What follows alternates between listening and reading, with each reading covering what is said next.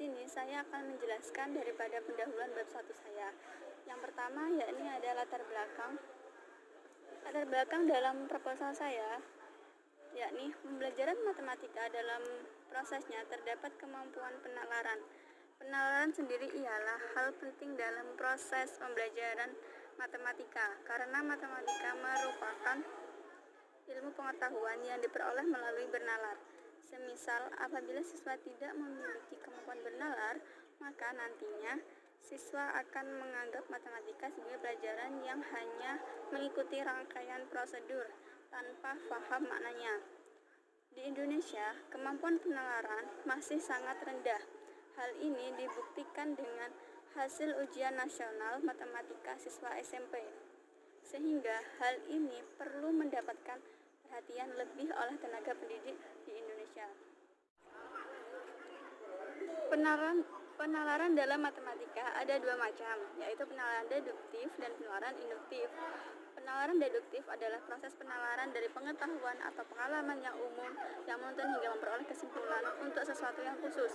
Sedangkan penalaran induktif adalah proses penalaran dari pengetahuan atau pengalaman yang khusus yang menuntun hingga memperoleh kesimpulan untuk sesuatu yang umum. Dan menurut Sumarno, generalisasi matematis merupakan bagian dari penalaran induktif. Kemampuan generalisasi dalam pembelajaran matematika membantu siswa dalam memadukan pengalaman dan pemahaman mereka untuk memecahkan masalah dengan cara yang baru, sehingga membuat siswa lebih kreatif. Menurut Karaher Martinez bahwa dalam pembelajaran matematika, siswa tidak cukup menggunakan notasi atau simbol, tetapi juga harus mempresentasikan dan memberikan alasan matematis, yakni membuat kesimpulan dan generalisasi menurut cara mereka. Berdasarkan penjelasan tersebut bahwa keberhasilan siswa dalam mempelajari matematika salah satunya dipengaruhi oleh generalisasi matematis yang dimiliki. Umumnya siswa mengalami kesulitan saat dimintai untuk menggeneralisasi soal barisan dan deret aritmatika geometri yang diberikan oleh guru tersebut. Nah, kesulitan siswa terletak pada bagaimana membuat keumuman pola suku ke N pada barisan aritmatika, sehingga guru membimbing siswa agar dapat menyelesaikan soal tersebut. Bermula dari hal tersebutlah dan penelitian-penelitian lain, saya, peneliti, tertarik melakukan penelitian mengenai semiologi dan generalisasi. Oleh karena itu, peneliti mengambil judul penelitian yakni Analisis Komponen Semiologi dan Kemampuan Generalisasi Siswa SMP dengan Connectivity Theorem. Serumusan masalah dalam penelitian ini yakni yang pertama, bagaimana sikap yang muncul dalam generalisasi matematis siswa dengan Connectivity Theorem. Kemudian yang kedua, bagaimana kata yang muncul dalam generalisasi matematis siswa dengan Connectivity Theorem. Kemudian yang poin ketiga, bagaimana simbol yang muncul dalam generalisasi matematis siswa dengan Connectivity Theorem.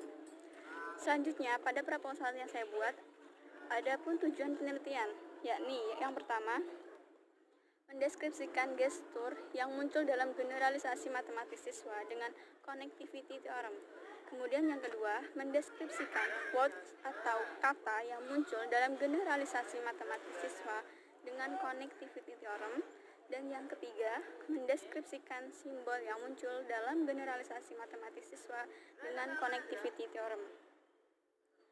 Adapun manfaat dari penelitian ini, yang pertama, bagi guru, diharapkan dapat memberikan gambaran tentang semiologi yang sering muncul dalam pembelajaran matematika, terutama dalam proses generalisasi matematis. Adanya perbedaan generalisasi matematis siswa memberikan petunjuk kepada guru untuk dapat menyediakan pembelajaran yang sesuai dengan karakter siswa dan tujuan daripada pembelajaran. Maka dengan tercapainya tujuan pembelajaran akan tercapai pula pengembangan generalisasi matematis oleh siswa. Adapun manfaat penelitian bagi peneliti, yakni penelitian ini dapat menambah pengetahuan bagi peneliti mengenai komponen semiologi dalam generalisasi matematis siswa.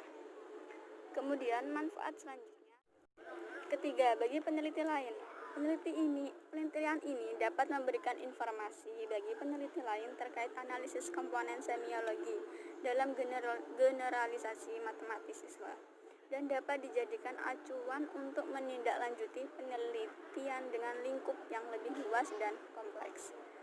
Kemudian, adapun definisi operasional agar tidak menyebabkan penafsiran dalam penelitian ini atau ambigu dalam penelitian ini, maka perlu didefinisikan beberapa istilah berikut.